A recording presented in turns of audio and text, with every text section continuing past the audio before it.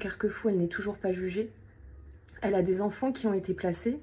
Elle a décidé de rentrer en France et quand elle est rentrée en France, elle a été incarcérée. C'est ce que Clara m'a raconté et c'est ce que j'ai vu sur internet puisqu'il y a des articles sur son histoire. Je ne veux plus que tu lui parles. Là maintenant, c'est la vraie vie.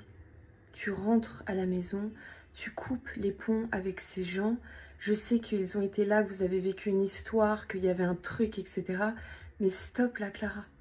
Là, on est dans la vraie vie. Clara m'annonce qu'elle ne veut pas couper les ponts avec Lise et qu'elle ne le fera pas. Coup dur, là je me dis en fait c'est plus grave que ce que je suis en train de penser. Je me dis non, c'est pas possible là. J'en parle à ma mère. Ma mère est choquée, outrée parce qu'elle a vécu ça bien sûr de A à Z hein, malheureusement. Malheureusement j'ai pas pu épargner ma mère. Je décide donc de lui poser un ultimatum et de lui dire écoute, voici le numéro de ton avocate, demande à être domiciliée chez ta mère parce que moi j'accepte pas que cette jeune femme, que tu continues de parler à cette jeune femme. Clara décide donc d'appeler son avocate, de dire ok et d'appeler son avocate. Donc là je me rends compte en fait que cette fille passe avant moi. Voilà, sachant que ça faisait même pas 2 jours qu'elle était sortie, hein. Ça faisait voilà 30 heures qu'elle était dehors. Je réalise pas, je me dis c'est pas possible, c'est pas possible. C'est pas possible, elle a pas pu me faire ça, c'est pas possible, ce n'est pas possible.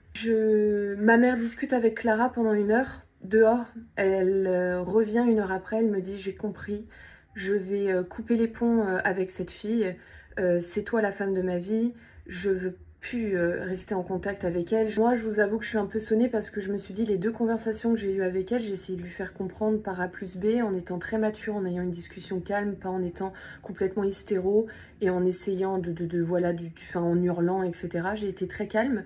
Je me dis c'est quand même bizarre qu'elle ait choisi cette fille 2 fois.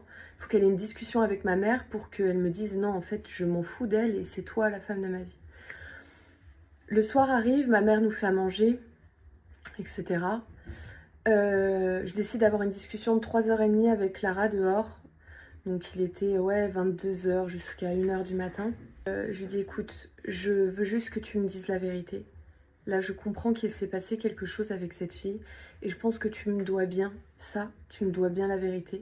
Après tout ce que j'ai fait pour toi, tu me dois bien ça, tu me dois bien la vérité quoi tout simplement.